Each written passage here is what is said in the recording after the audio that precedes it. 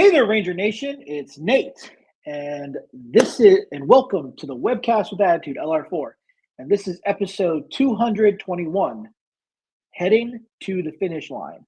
Now, I know last time I said the other one was episode 221. Kind of messed that up, but you know what? It happens. So this is episode 221, and 221. Did I say that? Yeah, and it's called Heading to the Finish Line because this is where we're going to be discussing the final 4 episodes of Boom Boonger. But before we get into all that, because we got a lot to discuss in this episode, let me introduce you to my more phenomenal co-host. We got Ryan. What's up? We got Rick. Hi. So Ryan wasn't able to be here last time because he wasn't feeling very well. But so let me ask you, Ryan, because we were talking about, because Rick and I were discussing about the unveiling of the Mighty Morphin Power Rangers Reignition line. I want to get your opinion on that, of everything they showed there. It looks promising. Yeah, I mean, I'm trying to think, what would you, if you were to go for something, what would you get if you had to pick out of everything, either role playing or figures or the Zords? What would you get? I would probably get the Megazord just because I have 3 different variations of it and maybe the Morpher. Yeah. And Rick, I think I asked you this. What would you get if you had to pick out of that?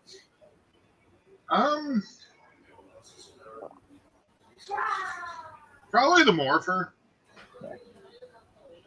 Now, when we were discussing this, the Morpher is totally different from all the other variation Morphers they've released.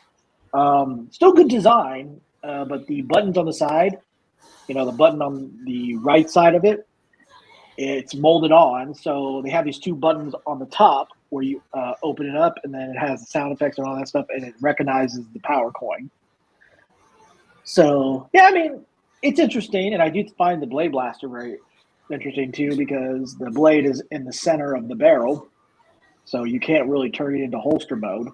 It goes directly into blade mode when you pull back the head of the blaster. So, I mean, like we said, Mighty Morphin was always a big factor because Mighty Morphin is what started the franchise, and I know a lot of people said, well, we have 30 years of Power Rangers and all that stuff.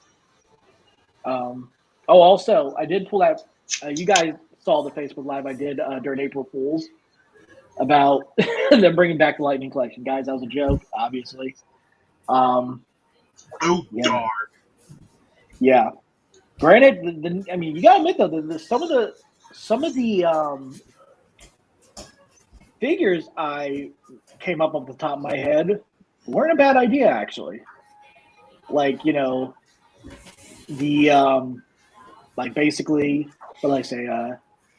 The pink Time Force Ranger, the yellow Wild Force Ranger, and the Titanium Ranger as one of them, and the Tyrannodromes. So those would be pretty cool for continuing the waves of like Wave 16. That'd be awesome to have, but who knows at this point. So, let's go ahead and get into our first topic, which we are entering the Super Sentai Zone. Now, guys, like I said, we are discussing the final 4 episodes. We're giving our rate and our opinions on it. Boom Boonger. So, go ahead. We're going to start with episode 45, Earth's Enemies. I'm going to give this to Ryan. Ryan, what do you think of this episode? And if you want to give your rate. I thought it was a really good episode. Basically, the Hash aliens are turned the Earth against the Boom Boongers, make them seem like they're the threat. I do like how you can kind of see the turn of the Goon Squad, or the three goons, as they name themselves, how they're kind of like, this stuff ain't right. Yeah. It was a good episode. I want to give it like a 9. Okay. Rick, what about you, man? I mean, it's definitely fun. Yeah, I mean, the turning, seeing the goons start, how a lot of seasons have ended lately. Really started with the Christmas episode, in my opinion, but you do get to see more of it here. Seeing how easy people are manipulated by what they see on TV. Yeah. Yeah, I won't go down that path. Okay.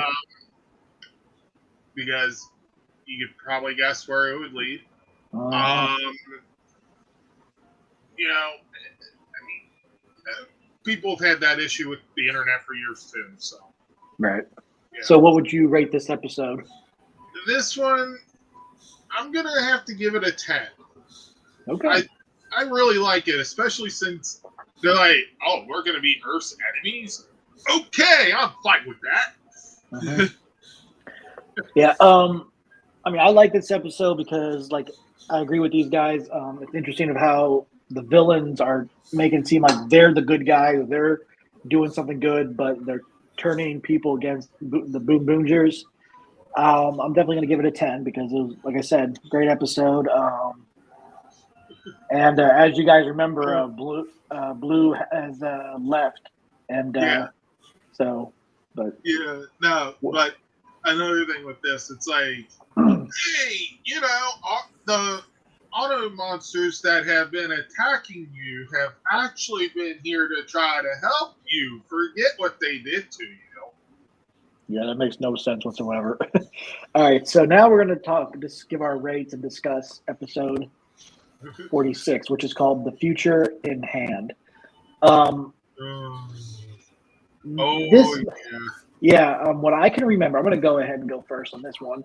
What I can remember is they get a mess. I think they have a message from somebody from the future. I think because there was a short film. I think they had Princess Nicola. Yeah, Nicole. Yeah, Princess Nicola. I think that's how you pronounce it. Yeah. But it wasn't the future. Oh, okay. So she's from another planet. All right. Yeah. So anyway, I do think this episode is really good because they're trying. Kaya is trying to bring back Bunderas, and he's failing miserably. He's having so much problems doing this.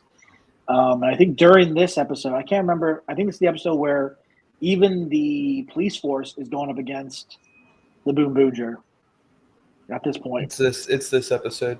Yep. And a lot is happening, and they can't go into public. They can't go out in public because people will attack them. If you're the enemy of Earth. But yeah, this episode was really good. I'll give it a 10. Ryan? I'm trying to think.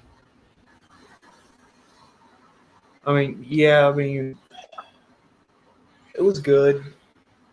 Like, Ty is just having that confliction of, like, I'm trying to bring my friend back and everything, and they're just like, dude, like, you need to focus and bring it back to reality and everything. And everybody turning, they're just like, I don't know what to do, and they're kind of losing their way just because of protecting everyone, and then all of a sudden everyone just like, you're evil. And then stuff like that. Story was really good. I'll give it a 10 as well. Yeah. Rick? Yeah, I mean, the thing is, the children are seeing through it. They're still thinking that Boom Boongers are the good guys. This was definitely an interesting episode. Was it this one? Yeah, it was this one where Orange and Blue had the gunfight in Toya's former house. Yeah. Oh yeah. And Base of then operations. I believe it's the ending of this episode where Blue comes to them with a proposal for proposal. Yeah, a political marriage, essentially, between Boone Pink and Spinner. Yeah. Yeah, that essentially, like, hey, we began this thing with her at a wedding. Let's put her back in a wedding. I'm gonna jump on this episode. one. I think go ahead. Be the first one to wear a wedding dress in 2 different parts of the season. I think so. Yeah. Anytime I've done a wedding, it's been 1 episode.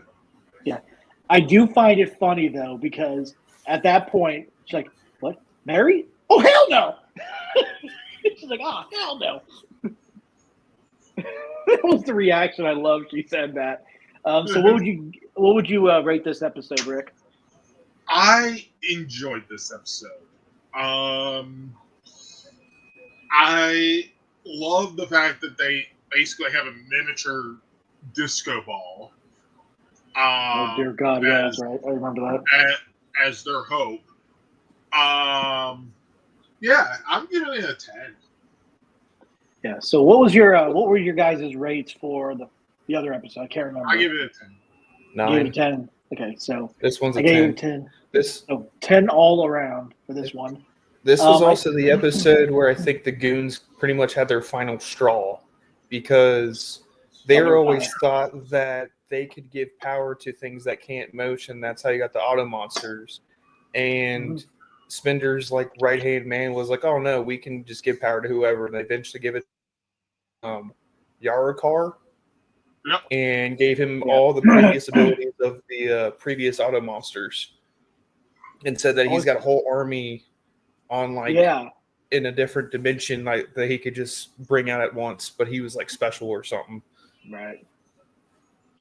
All right, so now we are into I think that's the episode that the goons finally teamed up with Boom Black. Yeah. Yep. Here is this episode, episode 47. The delivery man doesn't ride alone. So this episode, I'm going to go ahead and start off with this one. It was really good because, they had a set plan and everything, and I do like how it's kind of full circle from the first episode all the way to this episode, where he interrupts another wedding that he's getting involved, and Boom Blue joins back with the team.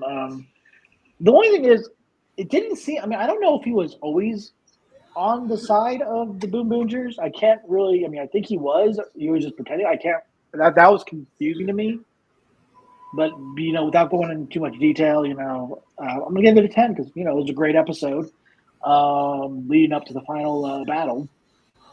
So yeah, I mean, like I said, great episode.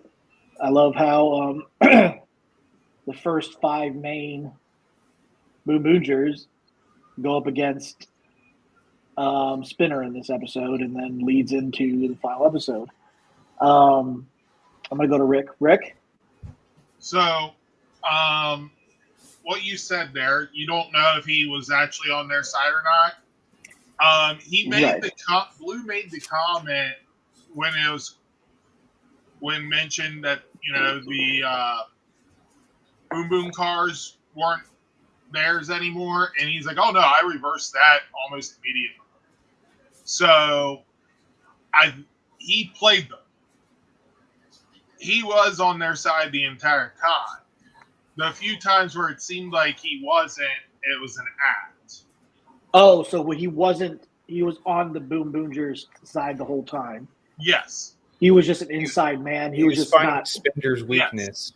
Yeah. Yep. Okay. Plus, I like how when Boom Pink decided she was going to agree to the wedding, and she was alone with Spender, or well, I think his right hand man was there, but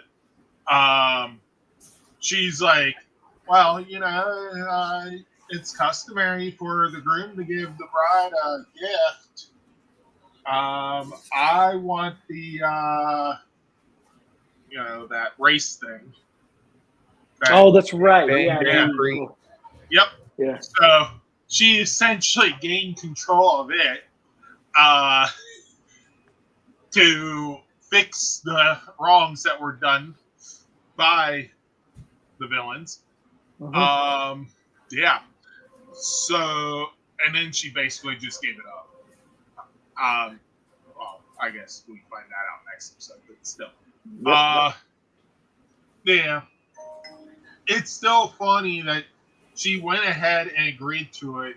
And I'm pretty sure when she decided to do it, because she said she thought about it, she formulated that idea in her head at that moment during the time she was thinking about it. And that was what made her decide to do it instead of anything else. So what would you rate this episode? Oh, this one's definitely a 10 as well. Okay. Yeah, I gave this one a 10, didn't I? Can't remember. I mean, you have to be making a wedding dress again. Yeah. All right, so Ryan, go right ahead, man. I thought it was really good. You got the turning point for everyone to virtually, I guess you say, come to their senses and root for Boom Boonger, and how they pretty much foiled Spender's plan of like taking over and stuff like that. I thought it was really good. I'll give it a 10 out of 10. Yeah. And you know what's very funny, though? The weakness of Spinner was the freaking monkey. It was a giant tank. No, it was like the monkey. The monkey It was a tank. It was a tank for the gasoline that they use. Gasoline. Yeah. Oh, so the monkey was. He was pretty much just a giant tank for him. That's how he was able to. Yeah. Keep his energy up. That was freaking hilarious. So now we're into the final episode. Episode 48, final, Your Wheel. Again, I'm going to go ahead and give my rate. This episode was really great. I do like usually when they do a big battle, it's like a very big battle. This battle was kind of toned down, not like, very, but with everybody cheering on the Boom Boongers, it threw in a spark to Boom Dara's, and he came back to life. And you gotta love the part when they change and the helmetless roll call, which is freaking awesome. I love those roll calls when they first do the pose and then the helmet shows up. I love that. It was interesting of how they defeated Spinner. Different than we expected. I definitely, and we find out something interesting, but I'll let Rick talk about this part. But I'm going to give it a 10. Great episode. Great way to end a season. It was awesome. Rick, go right ahead. Well, I mean, with the roll call, I believe they had the champion jackets at the time of the roll call. Mm-hmm. And it wasn't just the Boom Boongers. Oh, that's right. But you had Boom Diesel and Boondaris as well. That was so cool. I forgot about that. Finally get to join the roll call. Freaking robots that can turn into giant mechas. It's just, that was freaking awesome. So the fact that, the only reason Boondaris did not revive sooner was because of the negative feelings of the people. Mm-hmm. But the moment that the positive feelings came out, that's what revived him. And, like, the save that happened when he appeared. Like, boom. Yeah. So, And that then, thing I was talking about, Rick. so it turns out Blue wasn't the only spy working undercover.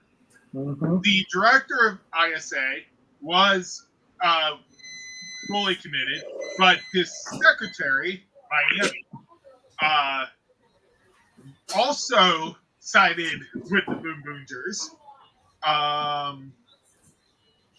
And then our agent, the one that we've been following, Mm-hmm. that's been in love with Bundaris.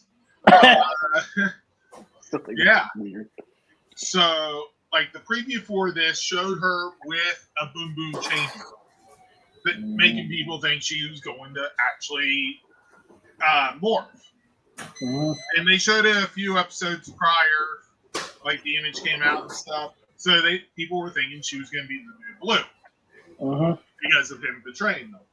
But it essentially allowed her to record and show video of the treasonous acts that were being committed. And yeah, so she is now the director of the ISA. Okay. And Rick, name offhand, Rick, what do you give this episode? This is an 11. Oh, an 11. We're going up higher, guys. For Yes. that one, yeah. 10, 11. This was an awesome finale.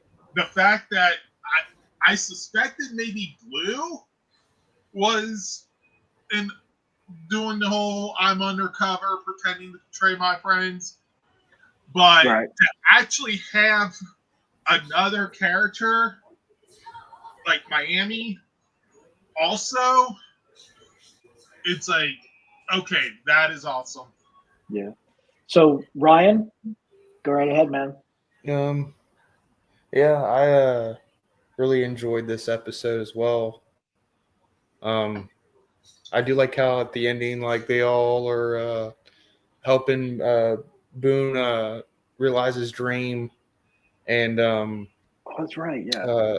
Sakido decide that he's going to stay on Earth and help Taya relive his dream with hoping around the world and stuff.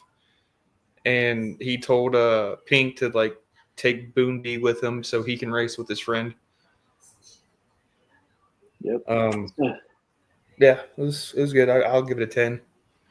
Yeah, and I do like what Ryan was saying. I like how they ended it when they actually went, all 5 of them, including Boone, all 6 of them, including Boone Diesel. They enter into the Grand Prix. I think it's called. I can't remember what they called it. The big Grand. Anyway, Big Bang Grand Prix, I think. Yeah. Yeah. So but the thing is, Boone Diesel ends up not going. Okay. Are you sure he's not Boom Diesel? He was going to, and he decided to stay. He decided to stay at the end, Boone, and that's when I guess the goons Boone, were leaving too. Yeah, Boone Diaz. Sorry, I think I messed that up.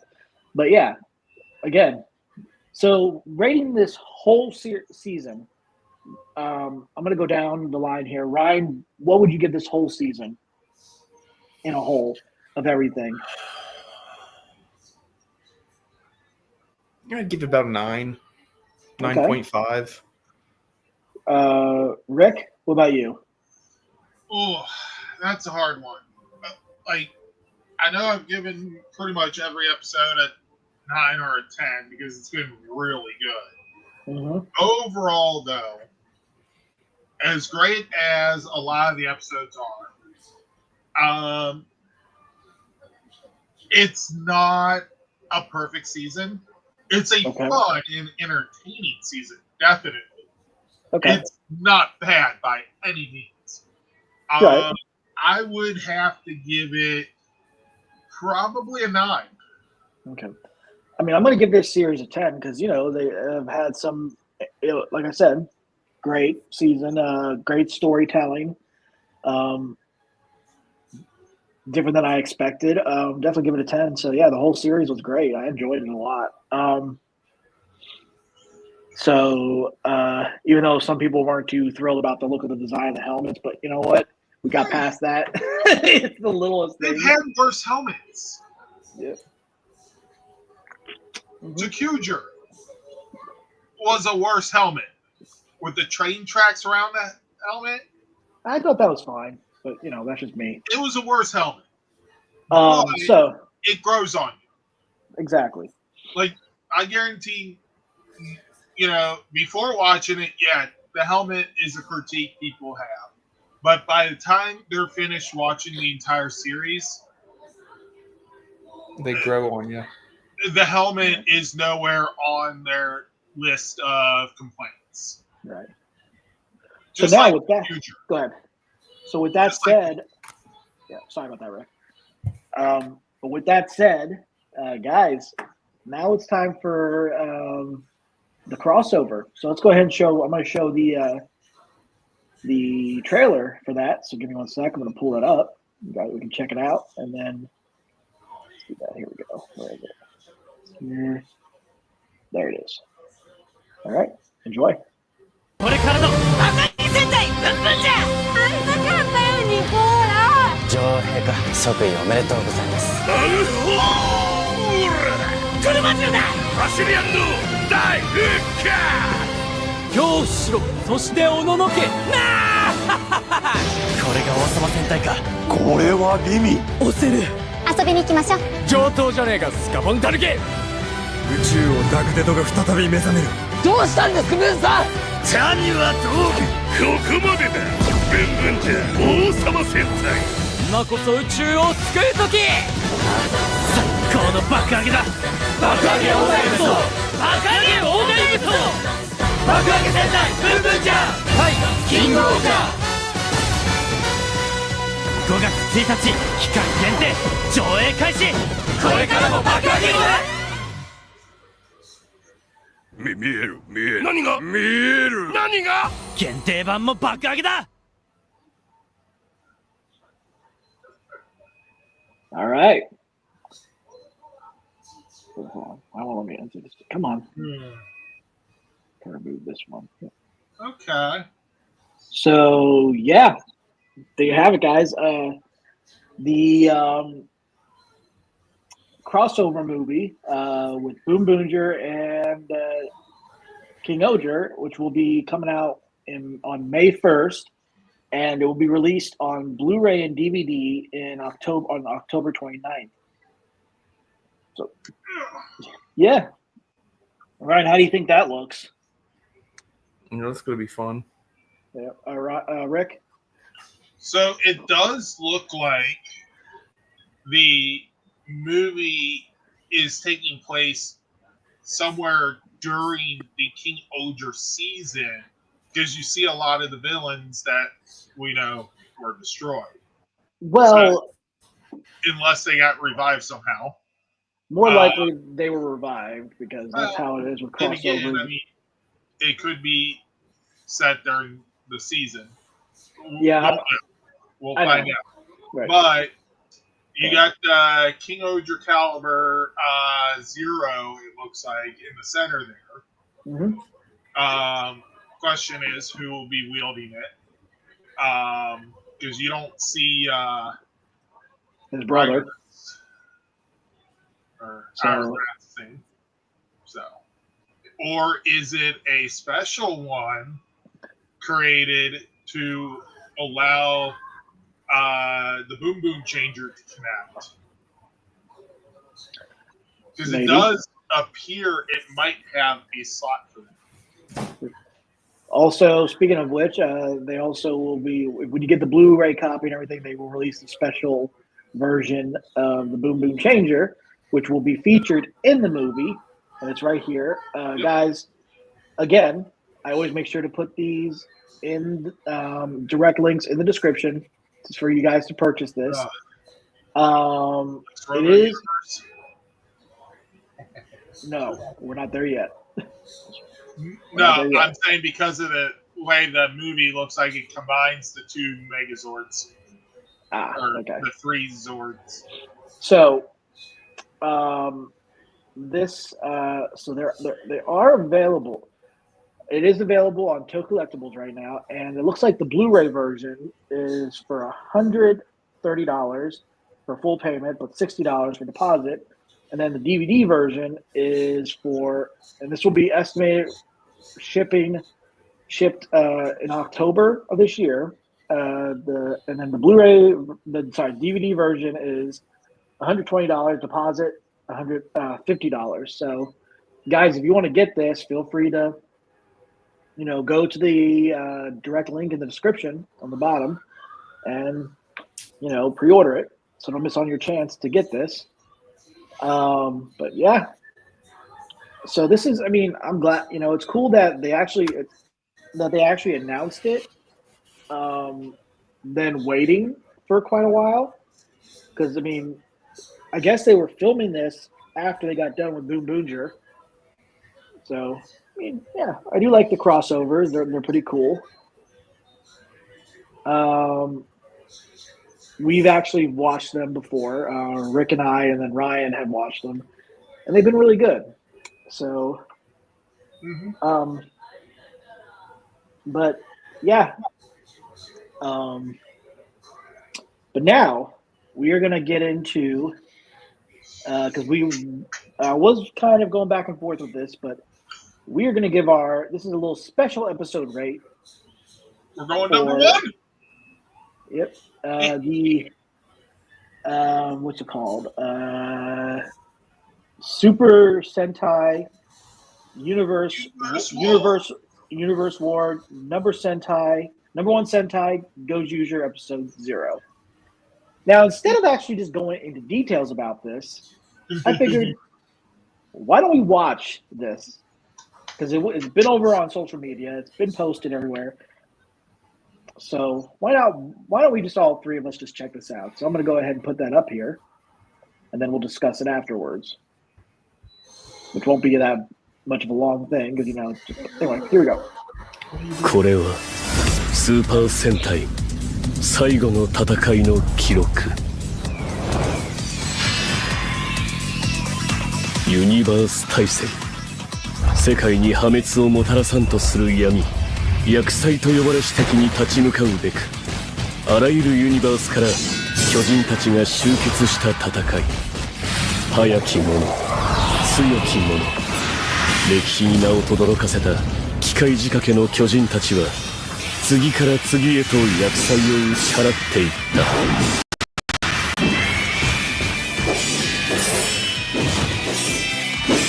ユニバースロボこそ世界を救う最後の希望。誰もがそう信じていた。しかし厄災の勢力は凄まじく、闇は全ての世界を覆い尽くしていった。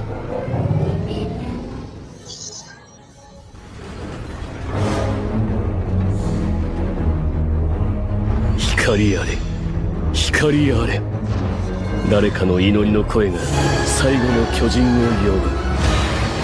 手がソード。彼の指輪に巨人たちは全ての力を託していった。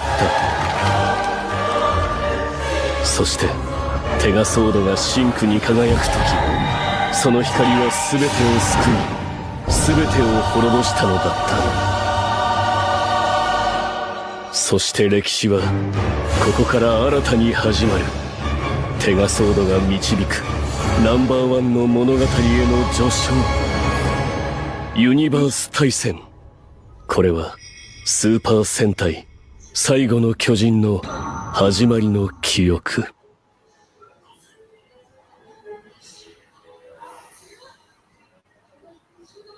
So, yeah. That was an interesting short episode. I do like how it kind of had that feel to how Gokaiger's War was, except it was with the mechas. So I'm gonna go to Ryan. Ryan, what did you think of that? Yeah, I thought it was pretty cool. I do like how they took the Daijujin Megazord and they kind of updated his look. We'll be getting to that shortly. So, I mean, what would you? Let's go ahead. We're gonna give rates for this. What would you rate this? I'd give it a 10. Yeah. It gives me it gives me a Gundam Wing vibe. Oh, that's right. Yeah, because those things do look kind of like those things from Gundam Wing. I just realized that. Rick, what would you say about this, and would you rate it? I mean, you could clearly see that the inspiration for Daijujin was the Deluxe Universe Robo thing, because you could literally see the connection peg on the upper leg for Daijujin. Yep. And then the thing is, with this image here, you can literally see how tall Paramidas is compared to even the SPD command base robot and the castle from King Oger. Yeah. So this literally was awesome. I mean, you can't help but be hyped by seeing a massive robot battle. This is literally like, you want a threat to the world, this is how that threat should appear. You know, this was definitely a 10, especially as promos go. Yeah, and I don't think in the years that I've watched promos for Power Rangers or Sentai, there's been one that has had this level of feeling to it to get you pumped. Don't get me wrong, there's been a lot of good ones. But I think this one is just a culmination of all the effort that they put in all these years. Yeah. And I got to say, though, I mean, like I said, I'm going to agree with Rick and Ryan here. I mean, this was really great because, it's a good setup for the new season of Super Sentai. Like I said, it had that Gokaiger vibes with the Great War. But instead of them actually having the Rangers in there, they had their robos and everything. So it was really cool. Even though it was CGI, that's fine. I mean, but yeah, I mean, you got it.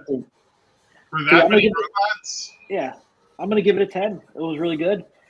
And now we're going to go ahead for some merchandise here for the Deluxe Robo Universe. I'm going to start with Daijujin.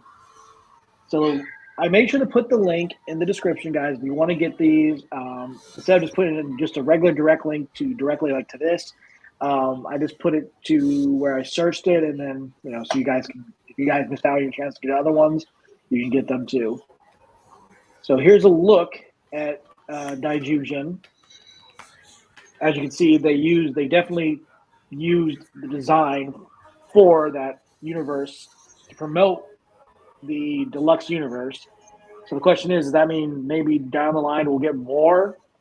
Obviously, probably more likely we will. And I think they have plans to release them all. Right. So here is what it looks like with you. It does connect to the Deluxe. The arms do combine with the Tegasword, so that's pretty cool. And here's the design. Power sword. Yep. And here's the design again of it, and also here's where we get into the debacle. The power sword's the tail. I just noticed that. Of the freaking Tyrannosaurus? Yeah. I didn't realize that until now. Yeah. Hey, at least they made the tail useful. Now, the okay, so I'm going to say this right here. The Mastodon and the Triceratops don't look bad. It's just the other three could look a little bit better. I get they had so much to work with. There wasn't so much they could do because when they combine it, this is a type of toy that you're just going to keep in the mech robo formation. I'm going to go to Ryan here. Ryan, what do you think of this? That's the idea. Yeah. Ryan, what do you think of this? And do you think you would ever consider getting this? Yes, to be honest. I mean, Would you keep it Yeah. in the Robo formation, or would you actually? I think at some points I'd be taking it apart just for either photos or for shits and giggles. I mean, it's not if it's meant to be combined with other Zords like they did. It's not really a big deal to me that it looks like that. I mean, you still get individual Zords, so you could kind of combine them. It's just not a deluxe, like highly detailed stuff. So I think it's a cool idea. Like it kind of gives me like a Happy Meal toy. Like if you're able to do that, I mean that's cool. Okay. So You pointed that out. So now, with that said, guys, they did also announce another deluxe Robo, which is the Gao King from Gao Ranger. And here's a look at it. And then you've got and it also combines, again, these will combine with the Tegasword. And again, another shot. And here are the individual Zords. I mean, a couple of those look a lot better than. They don't look as bad as the other ones. Eagle, shark, tiger. Yeah, lion looks pretty good. The bull or the bison, the eagle looks fine, and the shark, yeah. I just think that the bison looks very weird.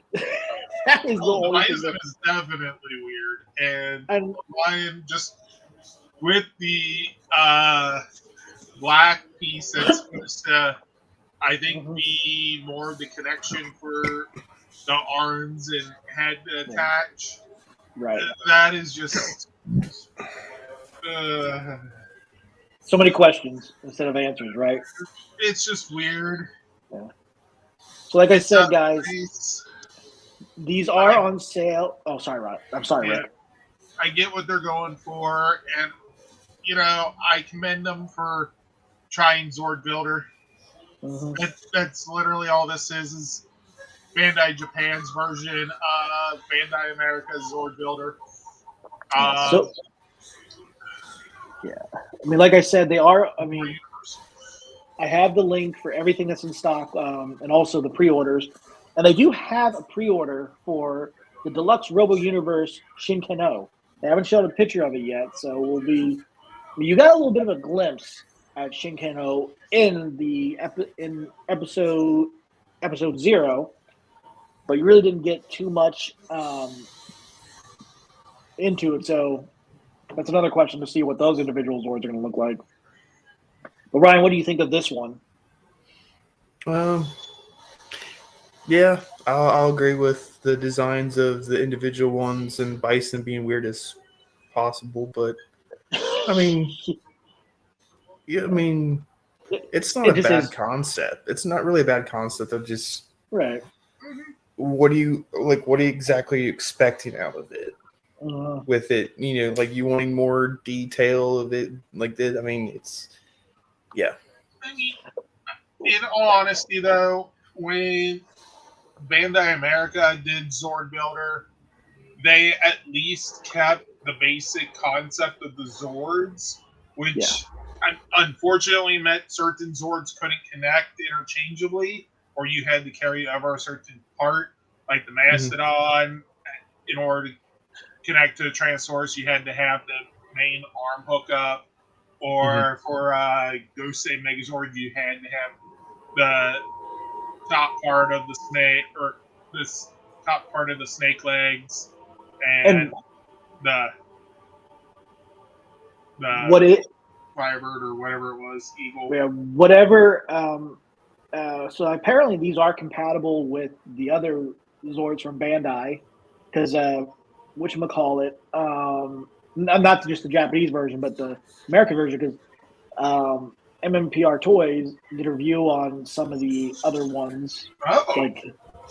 So yeah, I guess you can connect them because the ports. That would actually mean that the little spike on the back of Bison's head, so that it can connect for the legs.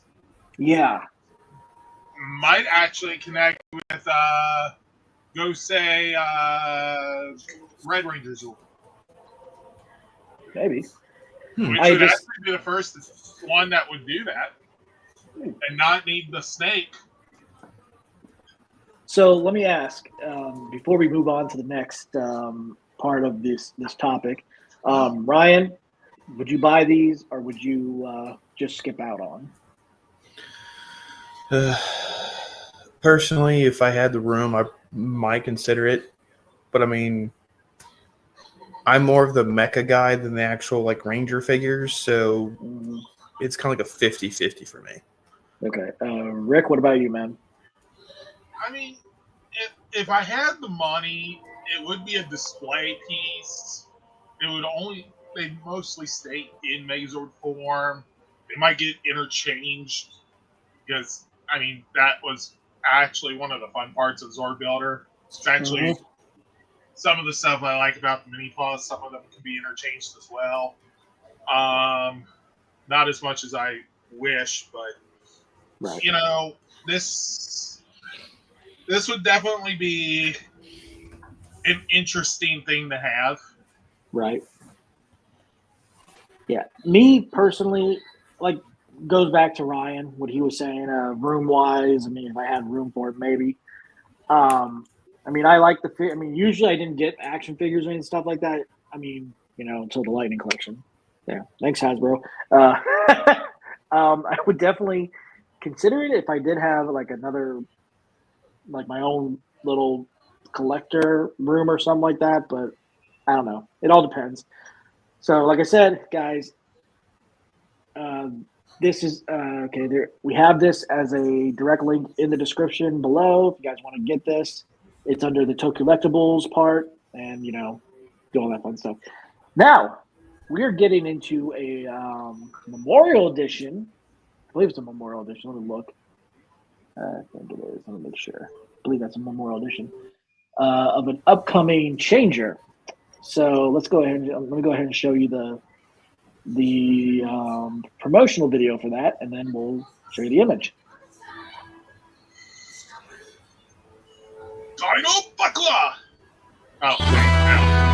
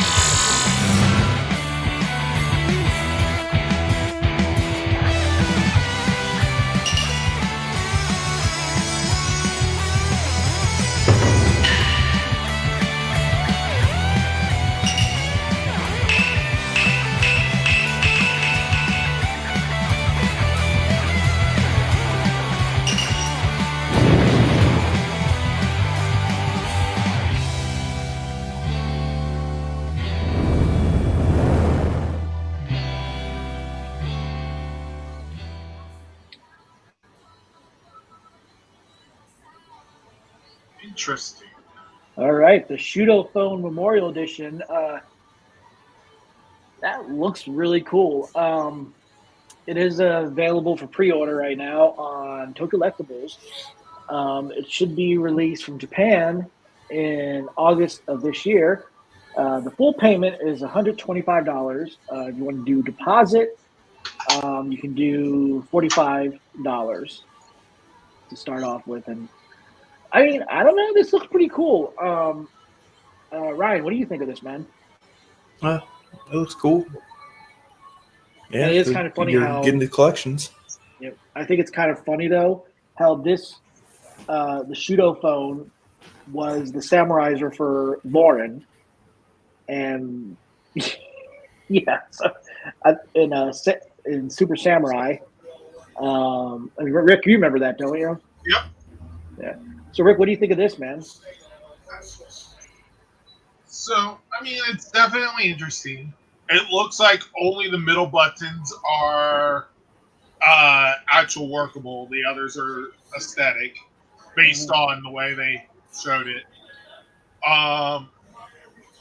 Now, when it showed like the Type C on the back, Yeah. couldn't tell if that was an actual port or if it was, just aesthetic. Because if it's an actual port, this would probably be the first rechargeable toy for the Memorial Edition. I think. I could be wrong. I do find it funny though that you'll be able to you can just charge it like a cell phone. That's So if that's the port's real. true, but I do think it's It kind of might funny how just they be show that. aesthetic, and they're like, "Oh, we put it on here because this is called a phone, and therefore it should have a port." So Ryan, let me go back to you. Would you get it for display purposes, or would you just probably skip out? Well, since the only morphers I really got were the Lightning Collection Dynamorpher, and then the what the hell is it called? Tommy's Morpher. Oh yeah, the Master Morpher. Master Morpher, that's it. That's the only ones I have. So if I was collecting them, maybe I'd consider it. But I mean, it's not bad. Oh yeah, and I do like how you can actually do the motions with it, so that's pretty cool. Rick, what about you, man? I mean, if I had a Morpher collection and had the space to display, especially the Memorial Edition in general, then yeah, I would. But I mean, unfortunately, I don't have the space. Kind of overpacked as it is. Yeah, space and money is a key thing with this. Yeah. So. Plus, this ain't my real house. You win. So, nice. I don't have that kind of space. My space is probably where that piano is. Yeah. Overfilled. I can tell you right now, if you had this type of house, Ryan and I would be hanging out a lot over there. Right, Ryan? Yeah. I had money to afford this kind of house. You would have no problem purchasing this item. I can tell you right now though, if you had that type of house, you have the flat screen, I would bring over my physical copy. If you had a Switcher or whatever, I'd be bringing over my physical copy of Mighty Morphin Power Rangers, Rita's Rewind. We all be playing that game. It would be a thing. It'd be based awesome. on the size of those cabinet doors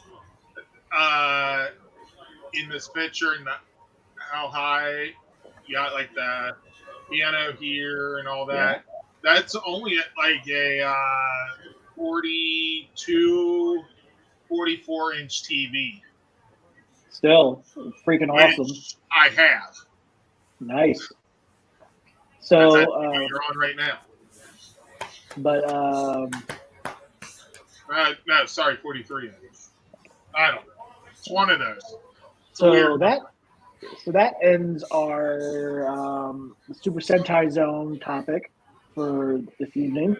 Guys, like I said, everything we talk about is always going to have a description, always going to have a link in the description below. So in the description section, go there and you can purchase these items. Now, next up, we are getting into Rick's Boom Prime Time. And he's got a lot to talk about. So, Rick, if you're ready, let me know. Is it It starts with the free comic book day, Okay. and then Cool. go to So there's a lot of links, and Yep. All right. So let me know if you're ready. I'm ready for the first one. Okay. So we're gonna show that. Oh yeah. And then we'll reveal the cover. With that, this is the Free Comic Book Day 2025 Power Rangers VR Troopers #1. It will be released on Free Comic Book Day, which will be the 3rd of May.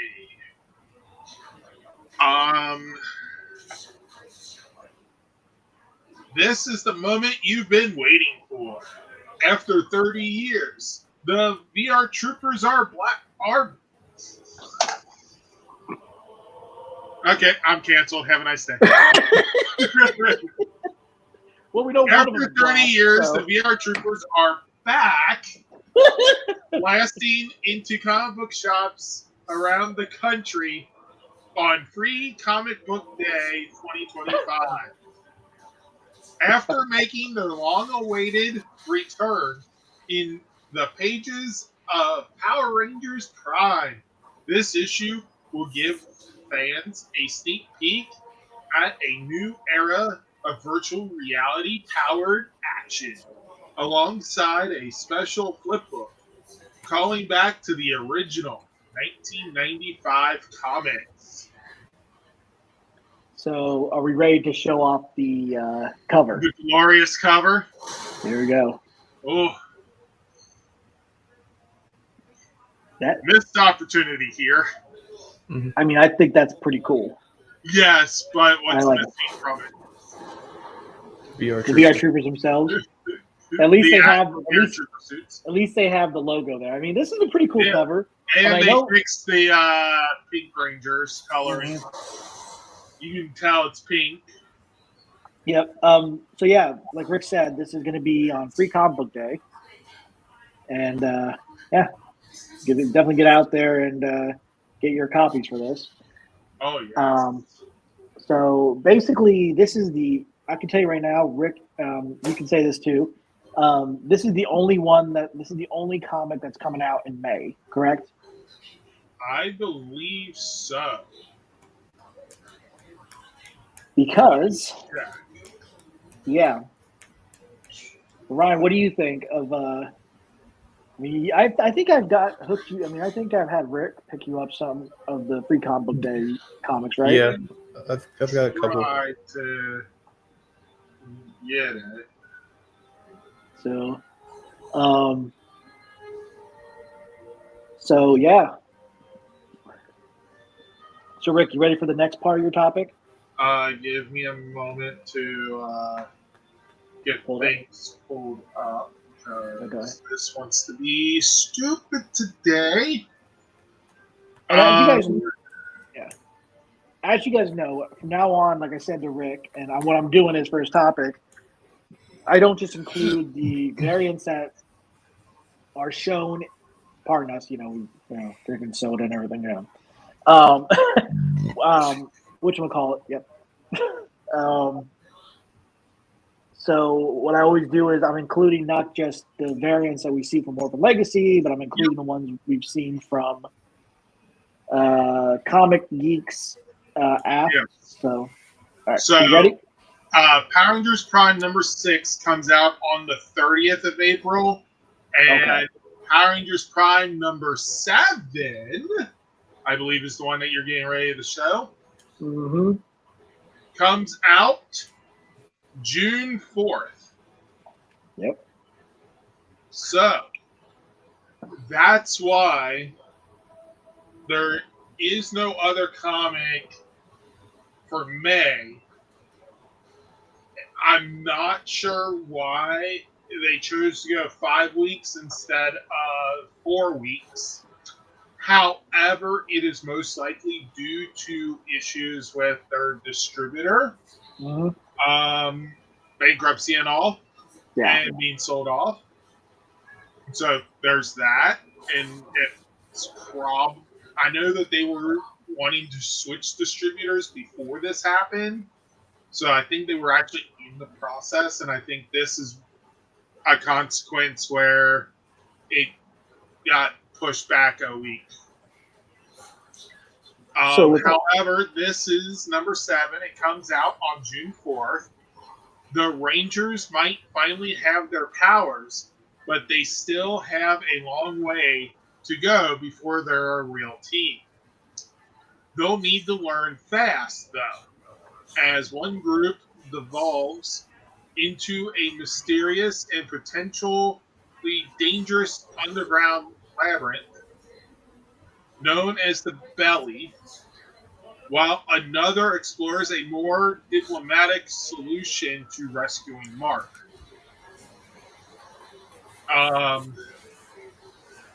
So, yeah.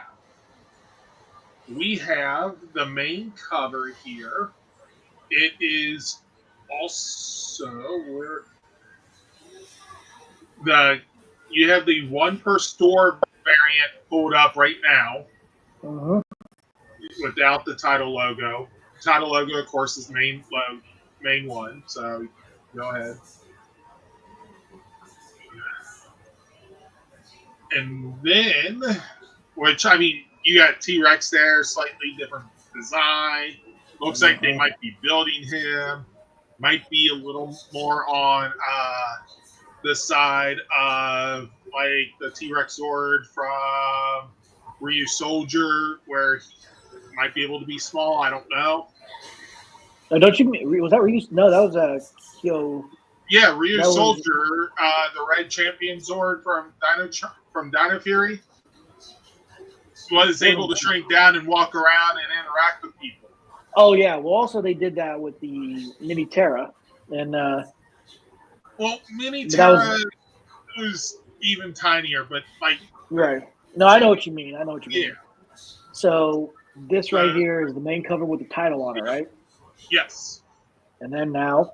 Then you got the Time Force cover, which is the cover B when it has the logo, or like this one, it's the 1 in 10.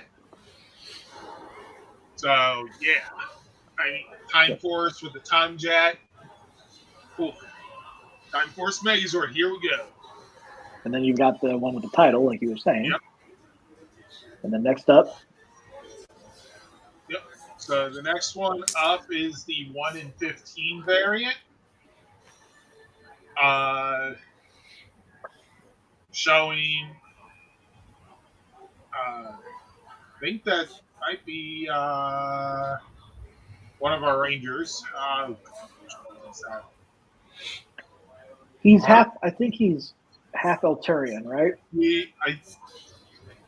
He's one of them. I can't remember which one. I haven't read the comic. I just know the name. Yeah, I know he's Eltarian. I just don't remember if he's half or if not. The one from Akatar's half. Right. But I think he's a full-blooded Eltarian. So, yeah. What cover is this? Is this the? This is the 1 in 15. Okay. All right. Then, ready for the next one? I think it's the final one for this. Then this one is the 1 in 25. Okay. Now there are 3 other covers that they have yet to reveal. Mm-hmm. You have the the cover C, which is 20th anniversary variant, and then you got the 1 in 20, which is a titleless version of it. And then there's a cover H as well, which they have not shown any picture of either. Right. So, when does this? We'll get to the discussion of the date again in a bit. Yeah. But Rick, there's another comic book series coming out with a spin-off from this series. And I think maybe we should probably show a little promo video for it. So why don't we go ahead and do that?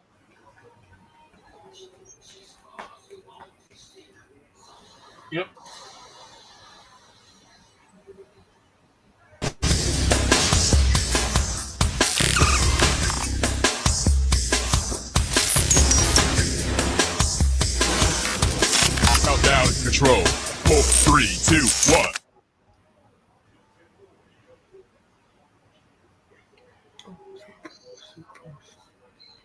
Oh yeah. It's all you, Rick. So VR Troopers #1.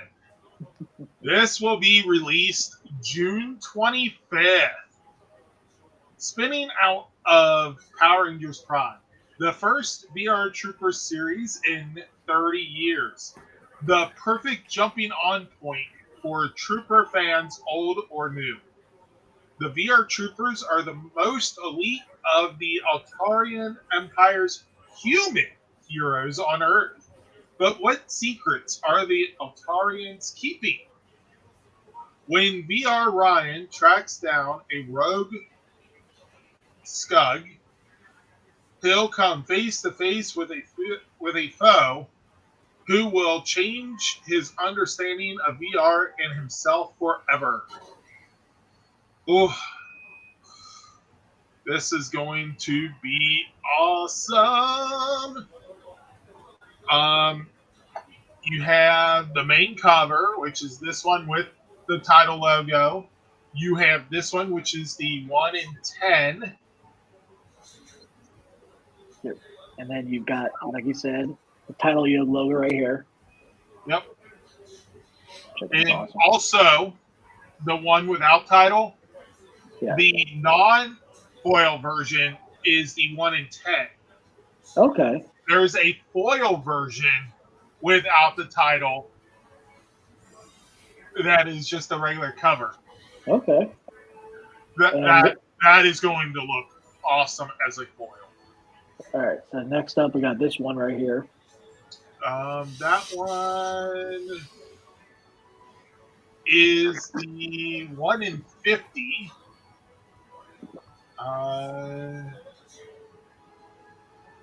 Yeah, that is the 1 in 50 variant right there. So, yeah. And then this one, they have another version of that right here. Hold on. Then I don't know what the purple one was. I thought that was just the coloring of my screen. No. Yeah, because the 1 in 50 is the blue. Yeah. They have different color. Yeah. Yeah, I don't have that one listed. And I'm guessing based on. I think I got this from Comic Geeks. They have that on there. Yeah, the blue one's from Comic Geeks. And I wonder if just the website where you got the other one from just had the color shading a little different. Maybe. Because I'm not seeing a.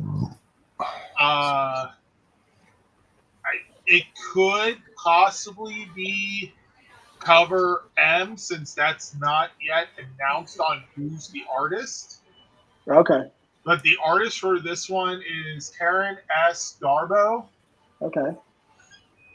I mean, it's awesome. I love the energy field building up around them. So, yeah. There's a face right there, too. I think that's the Scud. Yes, that I think is supposed to be the original villain if they decide to go that route. Well, actually, I think it does look like the Scug, because the Scugs had that look on their face, but I don't know. It could be. So next up, we got this cover. Oh yes, this is the 1 in 100 variant. Christian Ward. I am not seeing a counter cover for it, so I think it's only the 1 in 100 cover. Okay, so I'm gonna go to Ryan real quick. Ryan, what do you notice about this photo? Because I mean, you've watched VR Troopers, right? Yeah, I vaguely remember it. Okay, so what do you notice that's kind of off about this? With a certain vehicle and a certain VR Trooper with a weapon too. It's been a long time since I've seen the show, so I'm not really helpful with that. But I think obviously it's the wrong person on the vehicle. Yeah, Rick. Oh God. Yeah. I mean, it's Caitlin on there, but She never had the laser lance command weapon or the cycle. It was always JB that had that during the show. You'd have to look it up. They somebody, I don't know if this was done on purpose or they just didn't realize, but yeah. Or they're giving it to her for this comic. Maybe. It's a different version. I mean, even the suits are different. Yeah. They have the same feel, but they are definitely different. Right. So, Rick, what is this comic right here? This one was the 1 in 100 that I told you. Okay. Does not currently show a alternate version of it. So, yeah. Okay. Next up. This is the 1 in 75 variant, which again, no counter with logo, so looks like it would be unique to that version. Now, when I sent this one, when I found this one, I found it on Boom Studios' website when they were promoting it. This is yes. That is, let me see here. Art by Dan.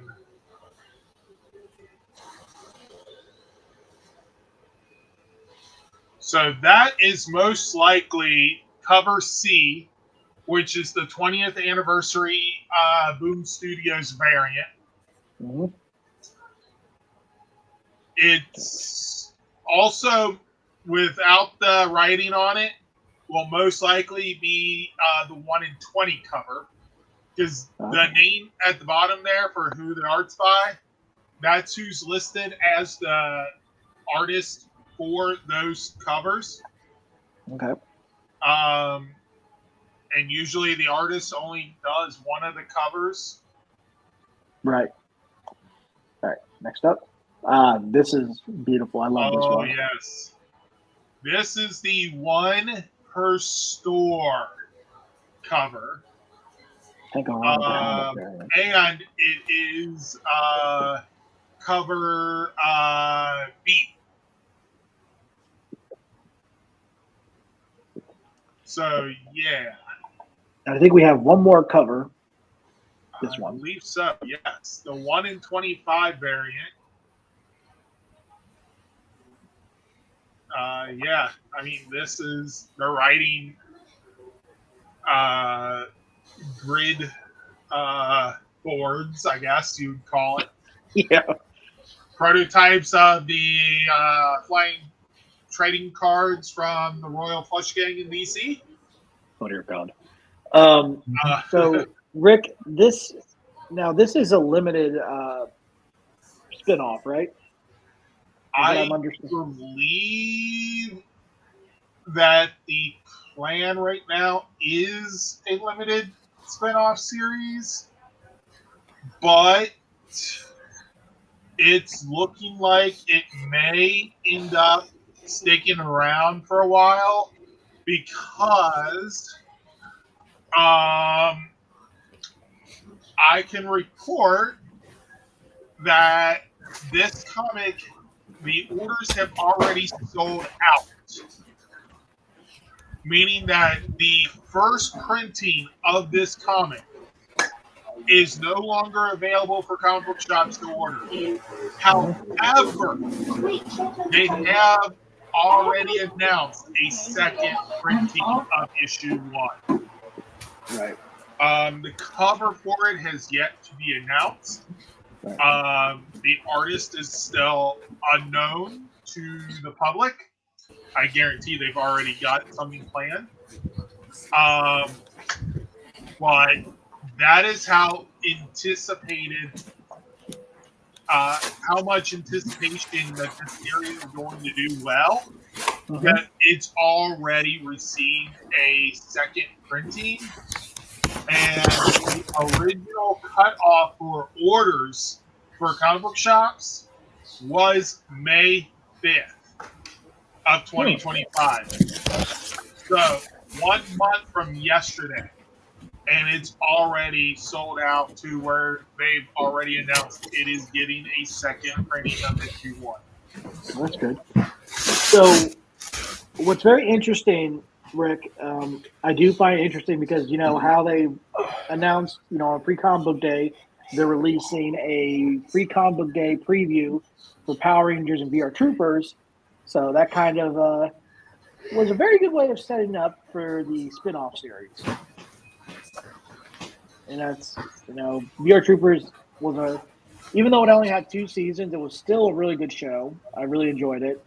I enjoyed a lot of the other series they've had with Saban. But yeah, Ryan, I'm gonna go to you real quick. What do you think, man? Of we're getting a spin-off series of VR Troopers. It's pretty cool. I'm excited for it as well. Yeah, Rick. Obviously, I mean, I'm sure, dude, you're excited about this as well. Oh yes. So again, going back from the Free Comic Book Day all the way to the individual issues that are coming out, what are the dates? So May 3rd for the Free Comic Book Day. June 4th for Power Rangers Prime issue 7. Oh, the And 5th. June 25th for VR Troopers number 1. Okay. First printing. Yep. So, Rick, with that said, very quick, go right ahead. Yes. Support your small businesses, support your local comic book shops.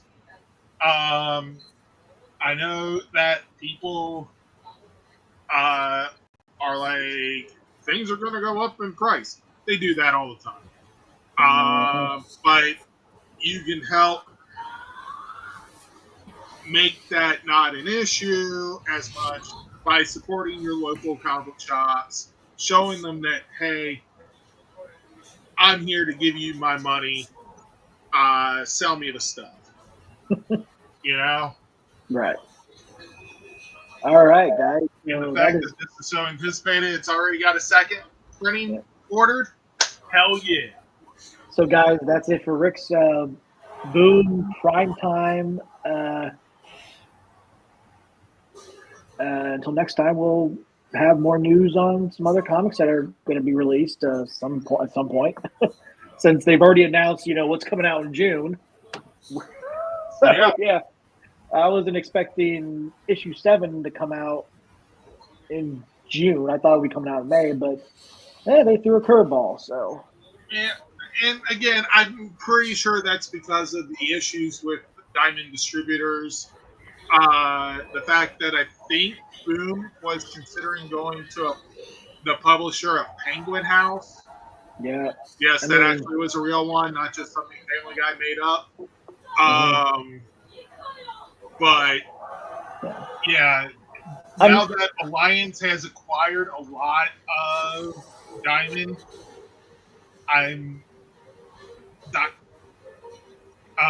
Alliance had previously done a lot of distributing for the companies as well. So I think that's why it's only been pushed back an extra week. Although issue 5 for Power Rangers Prime ended up actually coming out this week instead of 2 weeks ago when it was originally supposed to come out.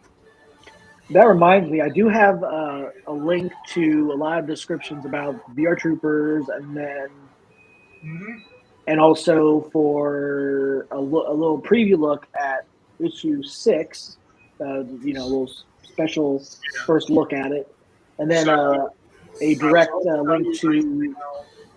Go ahead. When it comes to issue 6 of Power Rangers Prime, we are probably looking at a 1 or 2 week delay on release because of the whole shake-up of the distributors. So although that is scheduled to come out the 30th, I believe. Yeah. It will most likely be an extra week or two before it actually hits the comic shops. Okay. So now, so do be prepared for that. It is not the comic book shop's fault. They did their job in ordering it. It's just the distribution and delivery process that is taking a little extra time because of the unique issues going on right now with the distributors. all right. So now, guys, we are in our next topic, which is Power Rangers Legacy Wars, and we're going to show the silhouette. Now, I'm going to go to Ryan. Ryan, who do you think this is? Fern. Okay. Rick?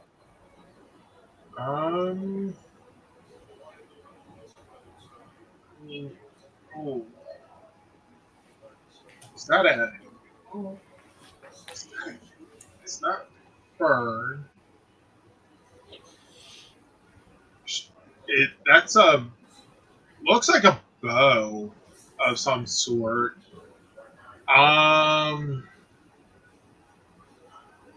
Just be completely off. Based on that, God, You might be here for a while. I am not sure. All right. Well, we're going to go ahead and show the. It might actually be Fern now that I think about it because of the chain link there. All right. Well, we'll find out now.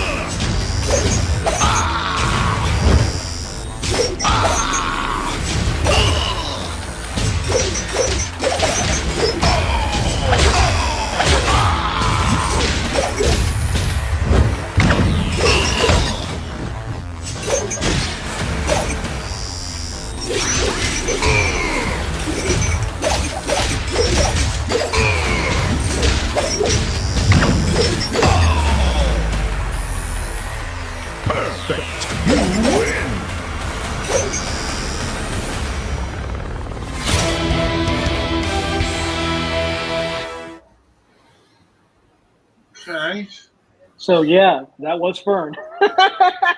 Trying to think of what they had in the image to make it look like she had a bow. Yeah, but I got to tell you, this is awesome. They're including their first ever official Orange Ranger to the roster.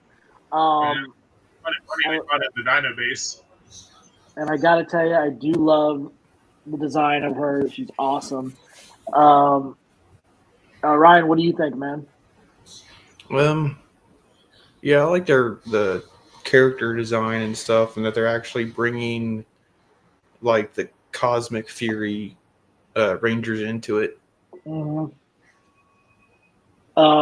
Rick, what do you think, man? I mean, if I still played, Solano Power would be awesome. yeah, I like how she has more attacks with that with the chain and the claw. That's just freaking awesome. I love that. Yeah. Now this next one, it does not have a silhouette, but it does have a promo, which we all wonder why they do what they do with Legacy Wars. But hey, it is what it is. Let's go ahead and just show them. Let's just go ahead and show the the attack fighting stuff. Here we go.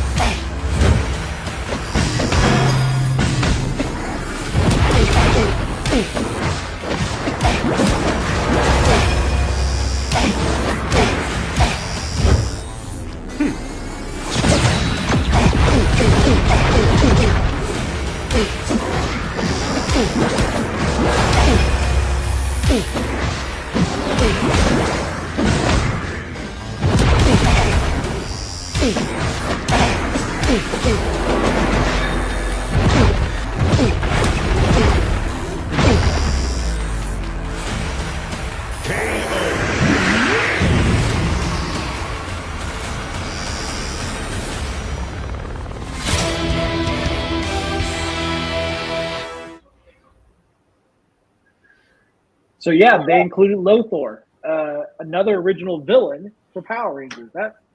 That's pretty cool. I mean, I never expected them to do that. I mean, they did Lord Zed, so why not? Ryan, man, what do you think of them including Lothar to the roster? That's pretty cool. I want to know how they are able to get all those abilities to chain together because, man, the last thing I remember playing it, like to get the points to do those cards took forever. So I just want to know, like, how you're able to string like 6 combos together. Is there a training mode or something? I don't know. I mean, this is Legacy Wars. I don't think they have a Yeah. training thing. Yeah, I don't think so either. But The thing is, they're going into one-on-one, and the other person's not even tapping on their screen. probably. So it's allowing them to show off all the combos without interference. Yeah. Rick, what do you think of this? Probably the only time he's going to be able to beat up his nephew. Yep. And the fact that they're actually at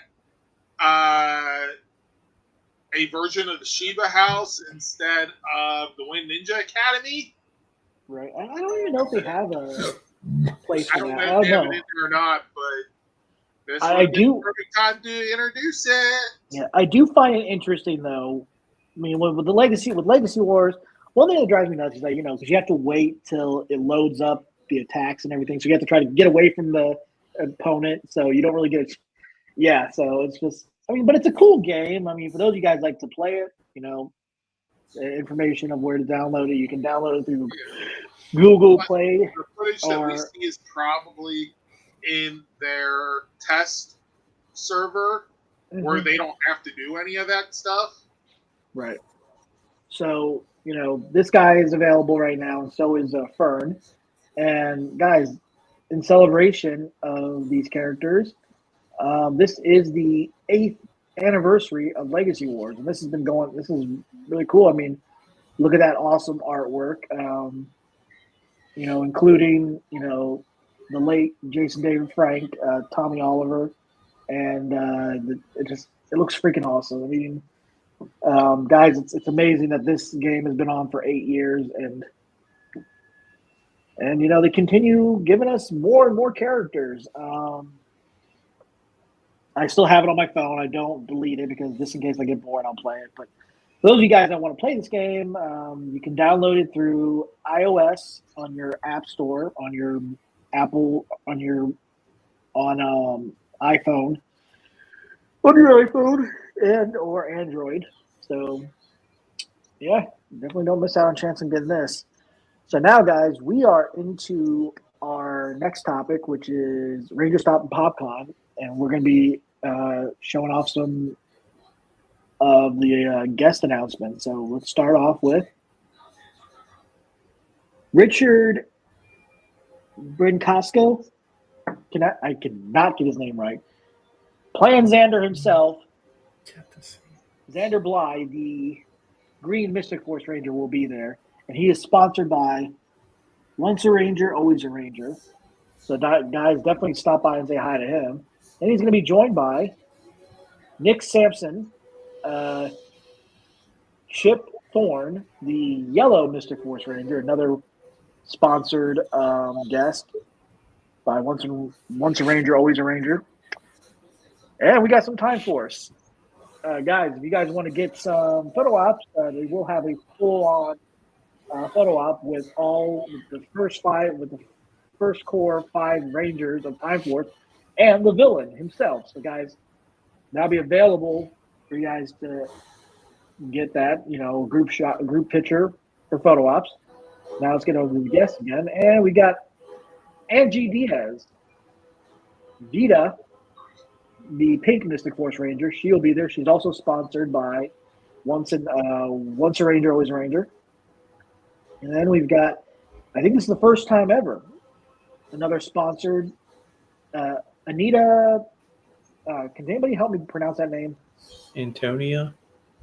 Antonia, whatever. Rebel. Yep. She voiced Nova Ranger in SPD and also played Claire in Mystic Force. She also played a small role in Dino Thunder. I think it was Krista. Can't remember. So, yeah, she's going to be there. I think this is the first time she's ever appeared at a convention. So this will be her first ever Ranger. She'll be her first convention at all. And I wish I was going. I hope they get her at Ranger Stop, because I would love to go to Ranger Stop and meet her. It would be awesome. She was awesome. Let's see. And then we got another guest, Ferris Darian, a.k.a. Nick Russell, also known as Bowen, the Red Mystic Force Ranger. He will be there that weekend with his Mystic Force cast. So, yeah, I mean, Rick, what do you think, man, of this guest roster? I mean, it looks nice. Be fun. Yeah, I wish it would have been nice if the actress that played Madison was there, but, probably couldn't get away from her other stuff. So, but hey, you got a good amount of Mystic Force cast members there. And now we're going to get into Ranger Stop Orlando. This is, I think we discussed this before. The exhibitor spaces are now on sale. So, guys, this is the 10th year anniversary of Ranger Stop. And I did talk to the person that runs Ranger Stop at Lexington. He still doesn't know what's going to happen after when Ranger Stop comes out in November. He doesn't really know the plan, but, who knows? So I'm not going to really go into too much detail about that. But, guys, once we get guest announcements for this, we'll start doing that. So I think we already discussed this part, but I'm just, reiterating. So everything that we talk about, again, like I said before, is in the description below. Every direct link is in the description, including information for Ranger Stop and PopCon, which is the final year, guys. It was the final Ranger Stop and PopCon. Don't miss out on that. And then you got Ranger Stop Orlando, and then you got a link to PMC 2026, which the tickets are, which will lead you directly to the ticket site for that. But yeah. So with that said, guys, we're going to get into this next topic. It's based off this documentary that's coming out. That came out March of this year, on the 24th of March. But we're going to go ahead and show a trailer to this documentary. So here we go, and we'll give our thoughts on it. So here we go. So growing up, you were my favorite preacher dad. So do you love me or hate me? No, I love it. Okay.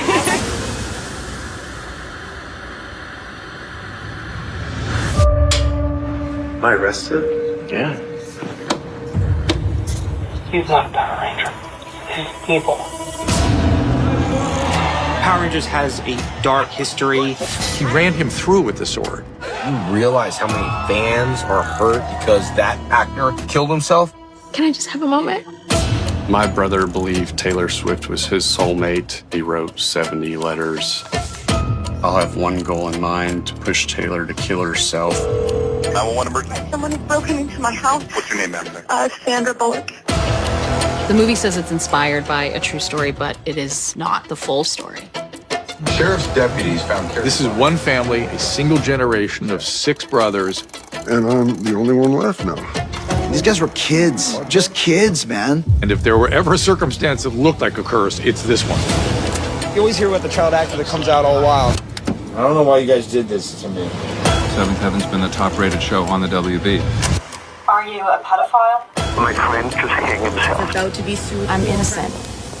The majority of people don't know the true story. Why did you decide that you wanted to speak now? I've never told this story. Are you okay telling it? I'm sorry.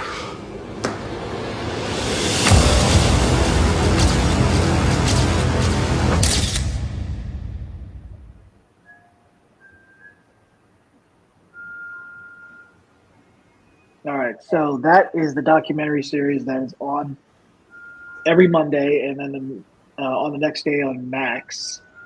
It's called Hollywood Demons, and the reason why I brought it up is, it's going to have episode 3, which is going to be the episode involving the stories from, the interviews from all the Power Ranger cast members. They have showed a clip on mine through the YouTube channel, and it's crazy because we've heard a lot of stuff about stuff that happened behind the scenes of Power Rangers from the actors and everything, and this is going to be one of those things that's not for the faint of heart. That have grown up with Power Rangers for 30 years, like me and Rick have, and Ryan as well. I think this is gonna be a tough one to watch, but I'm gonna go to Ryan. Ryan, what do you think, man, of this documentary? It's gonna be interesting. That's all I can really say about it. Yeah. Rick, what about you, man? Definitely interesting. I'm sure there'll probably be a few additional things we didn't know, but it wouldn't surprise me if the majority of the stuff covered is stuff that people like us who attended multiple conventions, sat in on panels, did some of the After Dark panels, already knew. Yeah. And I don't think that they'll go into much of that After Dark panel stuff because that's more on a personal fun level than a Saban hit us with a brick every time we screwed up our lines kind of thing. I'm not saying that actually happened. Right.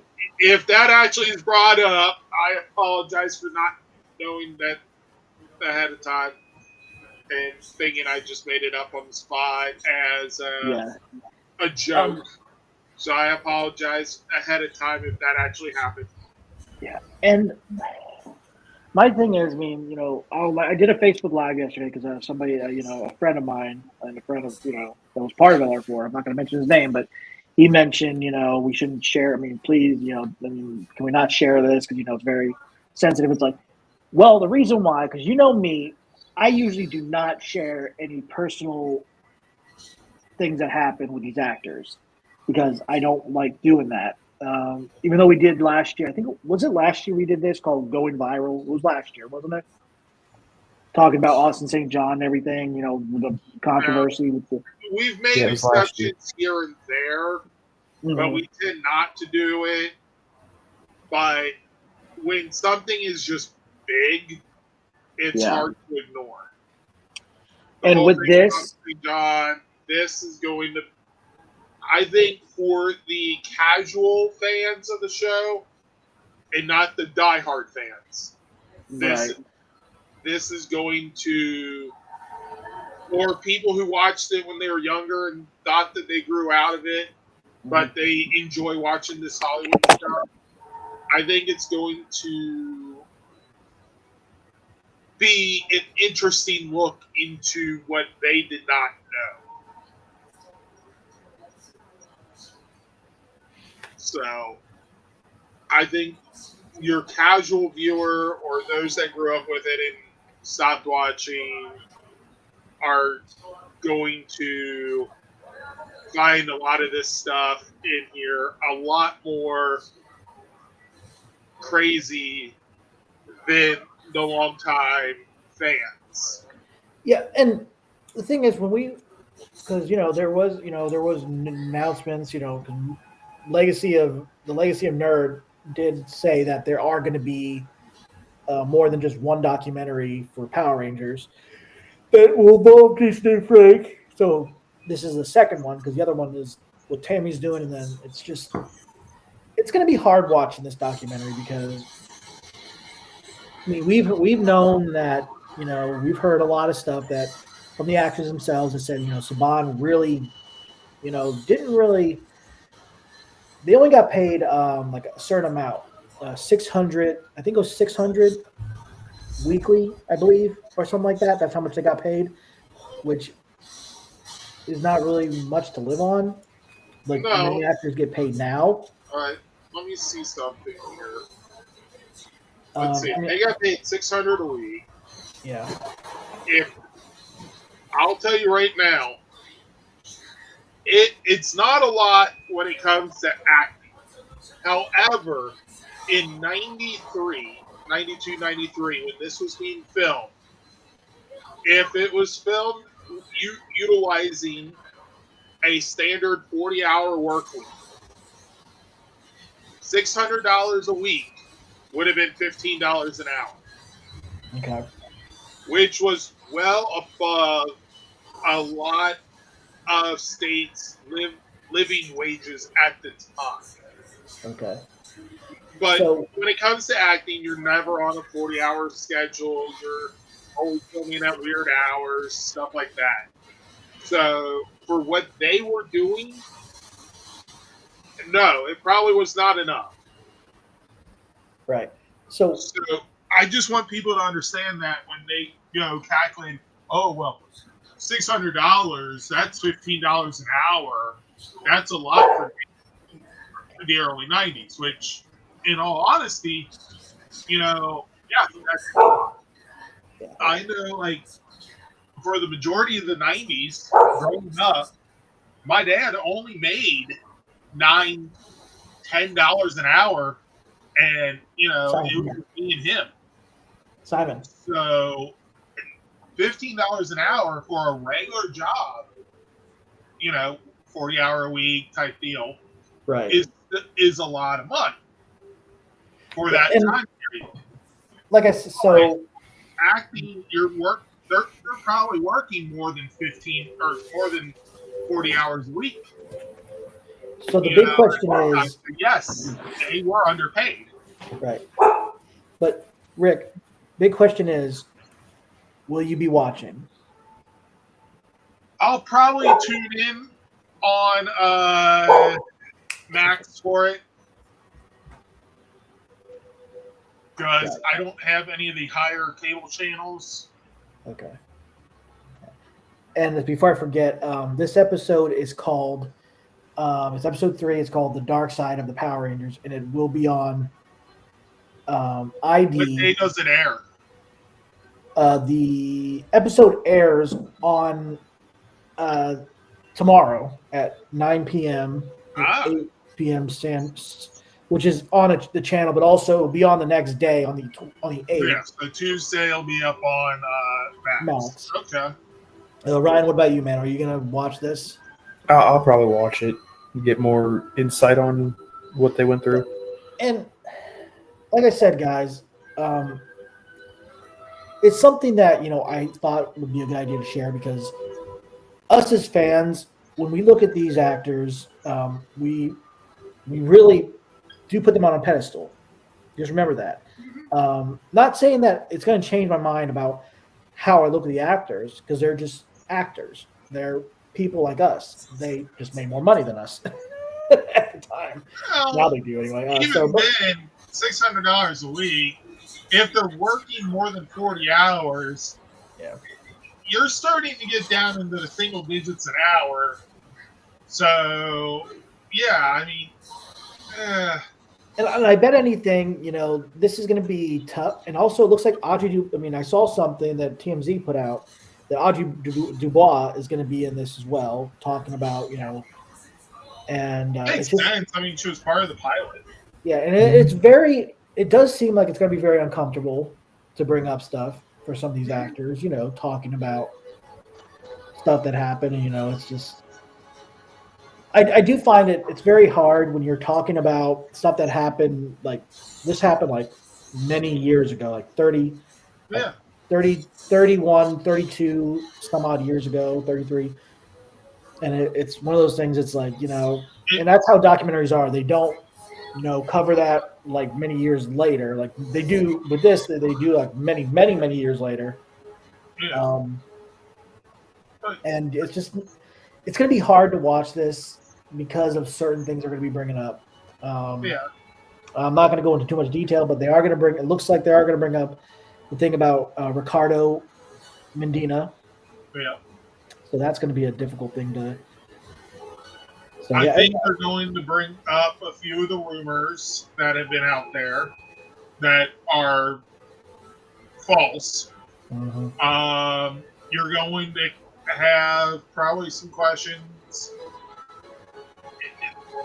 about certain images used in media when it's like, oh, such ranger was charged, and then they used the wrong actor's picture. I don't know if they'll actually bring that up or not, but I can tell you one thing: how much you're going to get some like that, but you're also going to get. I'm going to go to. Sorry, didn't mean to cut you off, Rick. Sorry about that. Brian, I'm going to go to you real quick. How much you want to bet that this is going to be a really heavy topic within the Ranger fandom?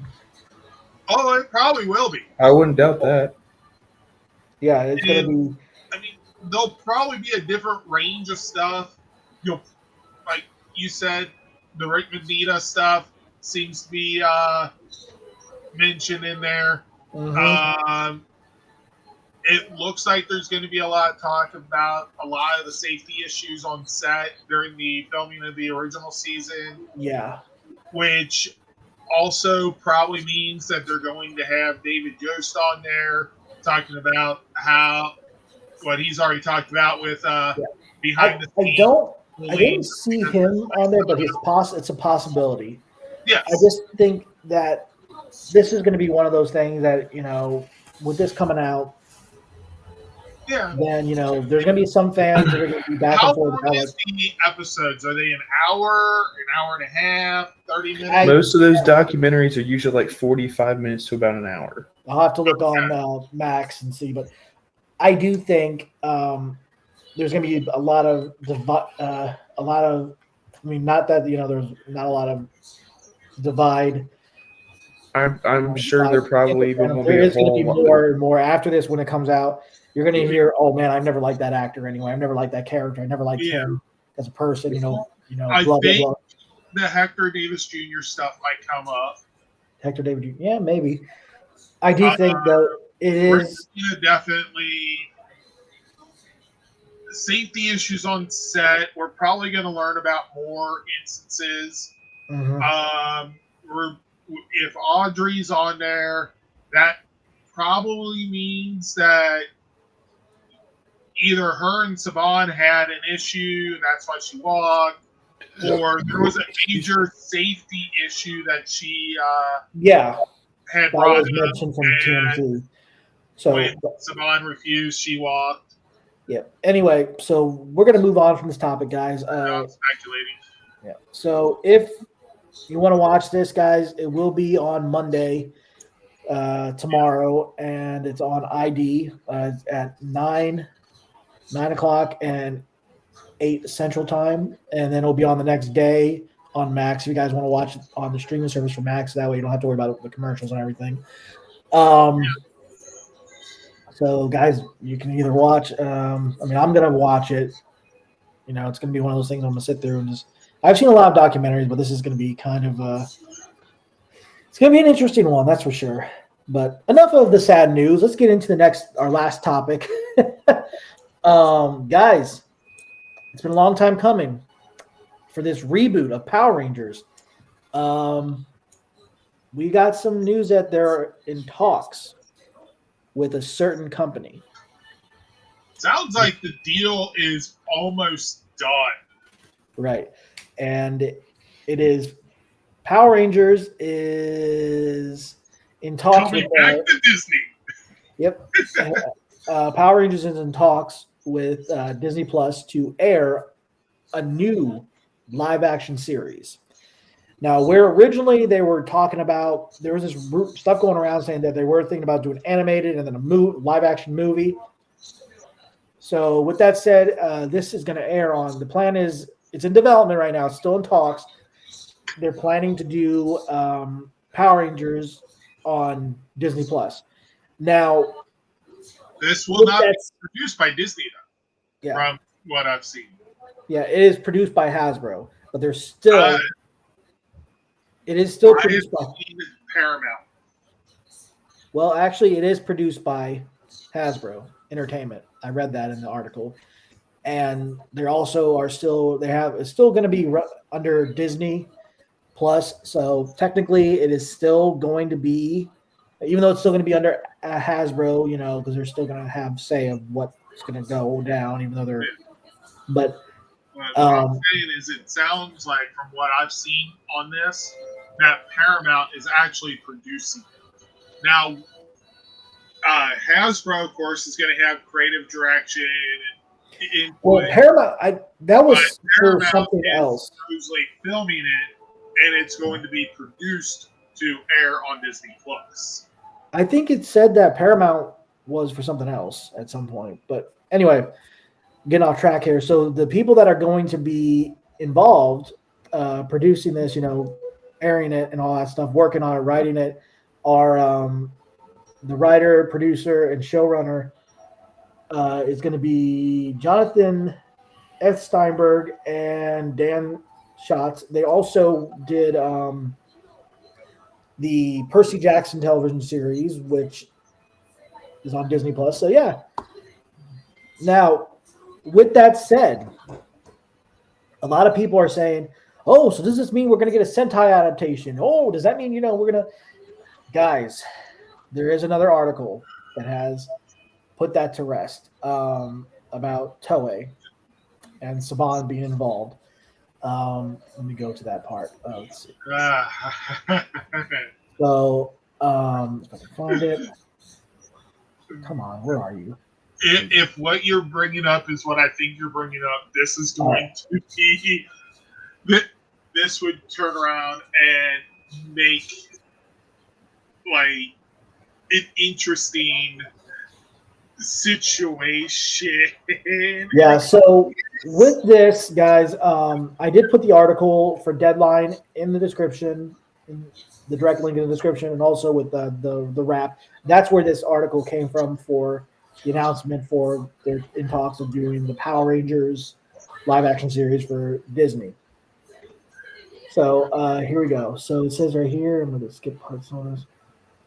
It says Toei. Okay, on this part of the article, Toei and Saban are not involved in the live-action remake of Power Rangers, currently in works at Disney Plus, as Hasbro acquired international rights, excluding Asia, to the franchise in 2018. However, Toei has an experienced international production and license team on hand to help potential partners navigate this complex landscape. So with that said, they said that they can still use. I mean, somebody from Toei can still help them, but with that said, it's not gonna be adaptation from the Sentai series. It's gonna be a total reboot.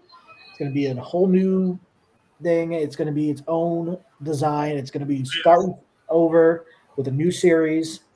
A lot of people are speculating possibly going to be Mighty Morphin. I honestly think that since Mighty Morphin with Playmates and Hasbro and their plan is to re-release the first season, which is supposed to be out in July, which we're still waiting on seeing that, the all that stuff. But honestly, I think this is great news. I mean, we finally have some news about Power Rangers going forward.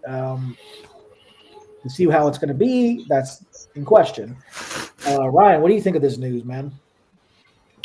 There's hope, I guess. Yeah. More toys. Yeah. Yeah, I mean, good. We're going to get more toys. Why not?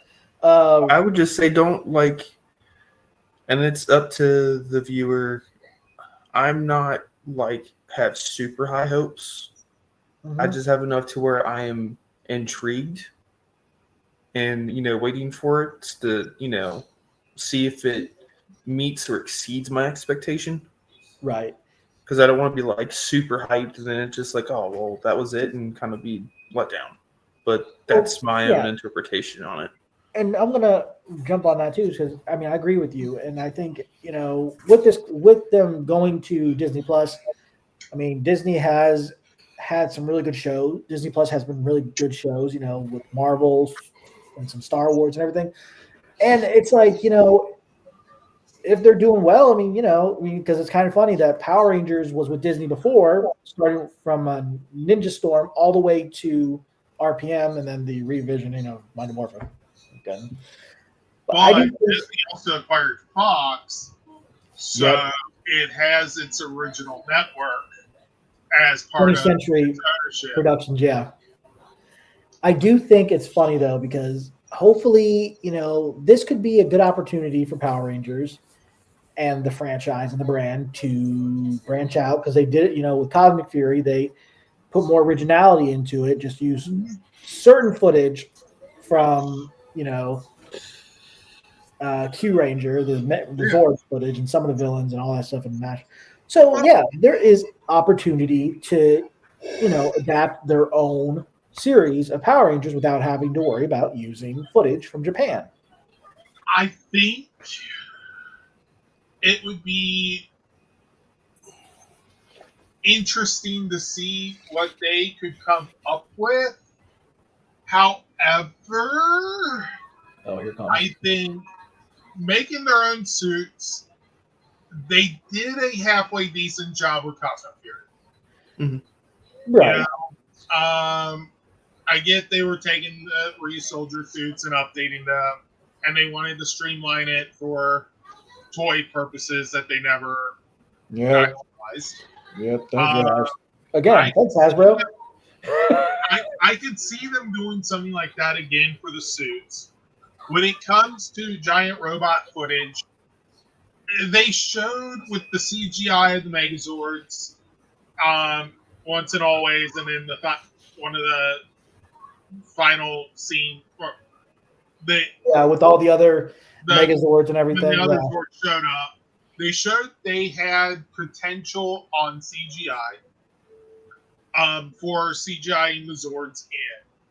And I'll give them credit. They did a decent job on a lot of them, for the most part. Mm-hmm. Still some issues, of course. Yeah. Of course, if they're designing their own, I could see them doing a good job. But what I would love to see, and this is just me, and it would be their own footage for it, but adapt the Zords from Jetman. Yeah, have your own suits, have your own battles, have your own monsters. Right. I'm not saying adapt. I'm saying use the CGI technology that they use for Once and Always and all that, and recreate the Zords using CGI, not actually using the footage from Jetman itself. Right. But I think it would be a good test for that. Plus, it doesn't have to be their only Zords that they adapt. Right, but here's the thing: it's like with Toei and everything, they're not going to have any hands in this. I'd be right those things. Yeah, But Toei's not going to have their hands in. That doesn't mean that they can't, because they have the contracts that say that they can use all this stuff. yeah, maybe, but I think that with everything, the original idea. I mean, a lot of people are saying, oh, Mighty Morphin's going to be the, they're going to reboot Mighty Morphin and go up. I think that would be a mistake. Granted, I'm not saying I would hate the idea if they want to try to base the series off something, maybe the comic books. But right now, all we have is what we have. Hopefully, we get more and more news as we go along, because this is something we've been waiting for since last year. Yeah, I think Power Rangers going forward would benefit from having a wide diversity of locations. Mm-hmm. And there are two ways to pull that off. One, the way they've done in the past, where they have a location that has a lot of different biomes, like New Zealand, where you have the city, you have the quarry, you have a park, and stuff like that. Right. Or do what King Oger did. Everything pretty much filmed in front of a green screen. Yeah. Now, there is benefits to that, where you have all kinds of alien world stuff like that. Yeah. And then you have drawbacks like in King Oger, where you could tell at some points, because they didn't have the green screen tight down and stuff, where it folded and stuff like that. So now I'm going to go to Ryan here. Ryan, the pros and cons with this new reboot Power Ranger series. What would you say the pros and then what the cons would be?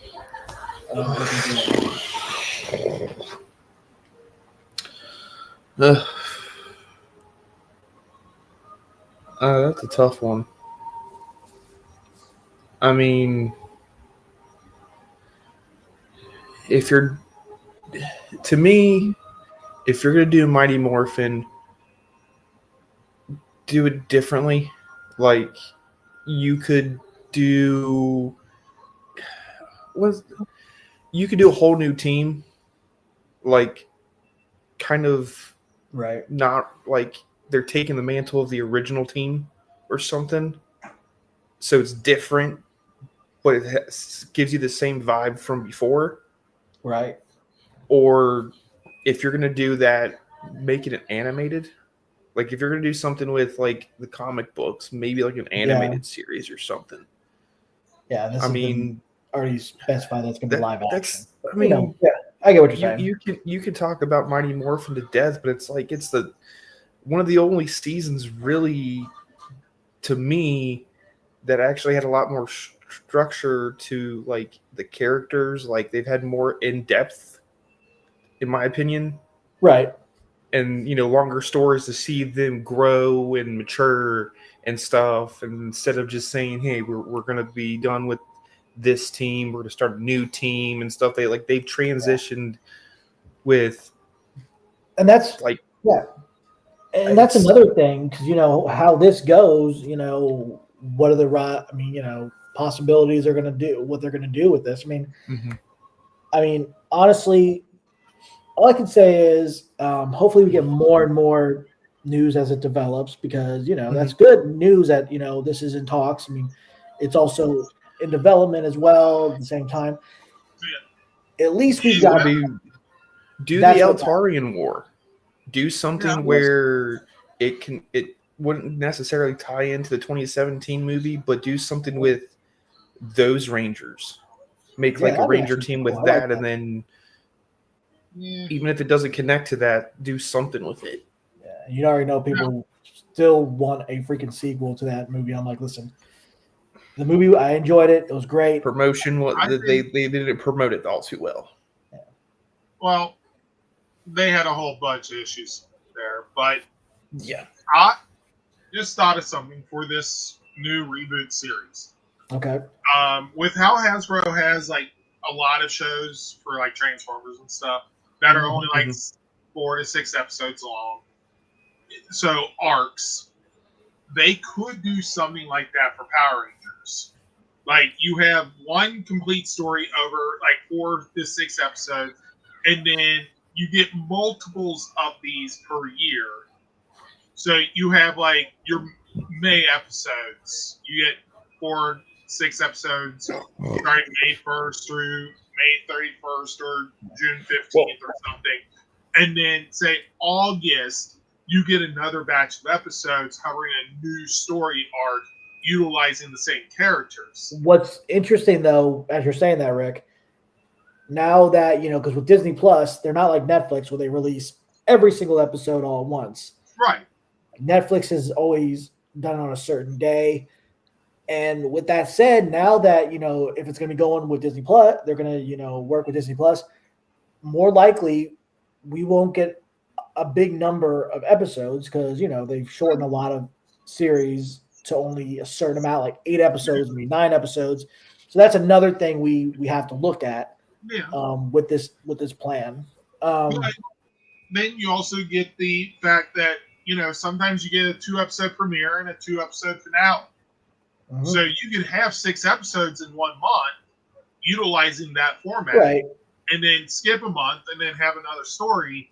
So, like, you can have the Altarian War for one of those stories. You can have the Draken Battle, Black Dragon style storyline for a set of episodes. Right. And I'm not saying that do it. I'm just saying something like that.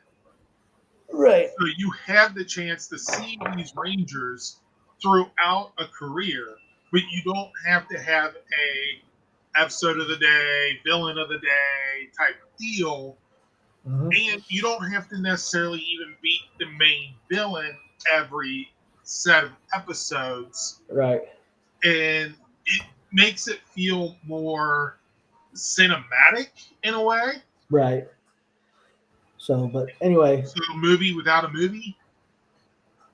So anyway, guys, that's it on this episode of LR4. Guys, we've gone over the 2-hour mark again. So, we were deeply talking about this.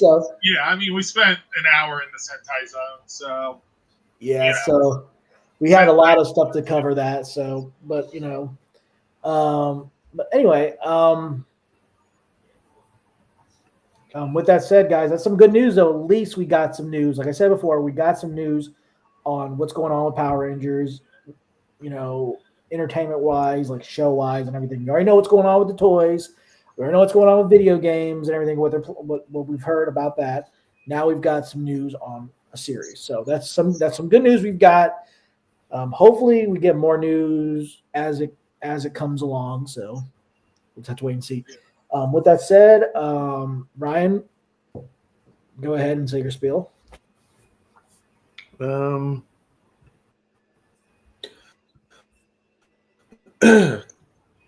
Just take care of yourselves out there and try to stay positive.